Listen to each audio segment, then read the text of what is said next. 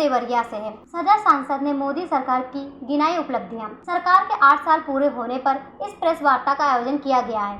पत्रकारों से मुखातिब होते हुए सदर सांसद डॉक्टर त्रिपाठी ने कहा कि मोदी के नेतृत्व में नव भारत का शंखनाद हो रहा है। हर तरफ खुशहाली है। 70 वर्ष बनाम 8 वर्ष में भारत का सर्वगुण विकास हुआ है। सर्वश्रेष्ठ नेता के रूप में स्थापित हुए हैं। आज हम आज़ादी के 75 वर्ष पूरे होने के बाद अमृत महोत्सव मना रहे हैं। कोरोना की महामारी के बाद से भारत की पहचान विश्व स्तर पर स्थापित हुई। मोदी के नेतृत्व में हमारा देश मजबूत हुआ। हर देश हमारे साथ आयात करना चाहता है। वहीं बांसगांव से सांसद कमलेश पासवान ने कहा कि यह बेमिसाल 8 साल है। भारत के लिए गौरव का विषय है कि मोदी जैसा नेता मिला है। तौर पर आदरणीय मोदी जी के नेतृत्व में बेमिसाल 8 साल पूरा होने पर आज हम लोग देवरिया में संयुक्त प्रेस कॉन्फ्रेंस कर रहे हैं।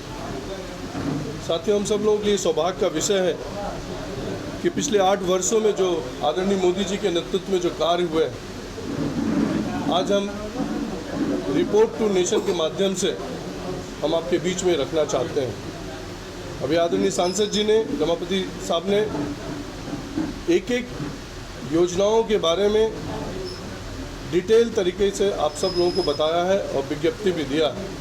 मैं उसको दोहराने का काम नहीं करूँगा, लेकिन ये ज़रूर कहूँगा उसमें 2 चीज़ें और ऐड करते हुए, ये बेमिसाल 8 साल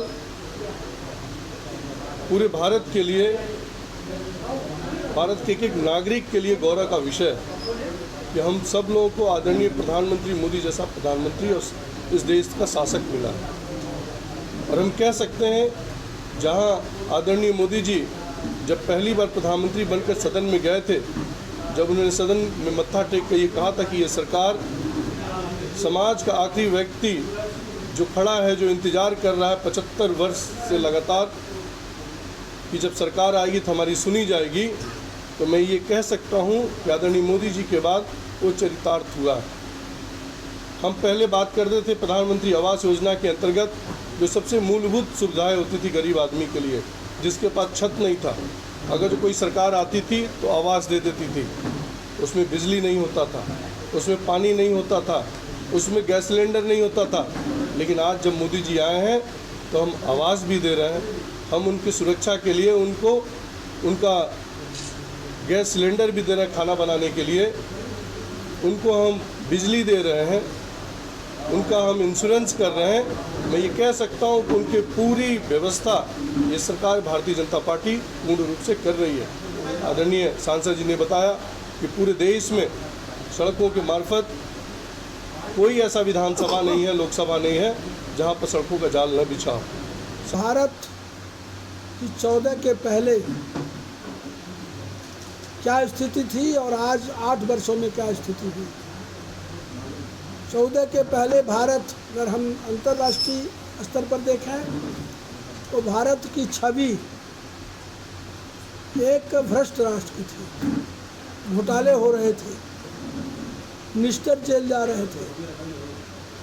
लेकिन इस 8 वर्षों में श्रीमान मोदी जी ने अपने कार्यों से देश की छवि श्रेष्ठ राष्ट्र की बना दिया। अब ये श्रेष्ठ राष्ट्र के रूप में देखा जा रहा है। भारत की छवि विश्व में एक विपन्न राष्ट्र की थी। भारत के प्रधानमंत्री 14 के पहले कहीं जाते थे तो मांगने जाते थे, हाथ पसारे जाते थे। लेकिन आज हम कह सकते हैं बहुत ही आत्म गौरव के साथ, हमारे प्रधानमंत्री जी ने 8 वर्षों में भारत की छवि ऐसी बना दी कि आज भारत मांगने वाला नहीं, देने वाला देश बन गया। अब हम विपन्न राष्ट्र नहीं, संपन्न राष्ट्र की श्रेणी में आ गए। तीसरी बात, भारत की छवि विश्व में कमज़ोर राष्ट्र की थी। 14 के पहले आतंकवादी जहाँ चाहते थे हमारे देश में घुस के आतंकवादी घटनाएं करते थे और सकुशल चले जाते थे, पकड़े भी नहीं जाते थे। सीमा पर वो गोली चलाते थे घुस के।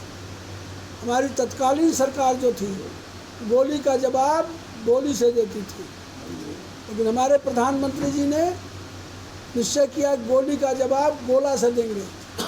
और आज एक भी आतंकवादी घटना देश के अंदर 8 वर्षों में नहीं हुई।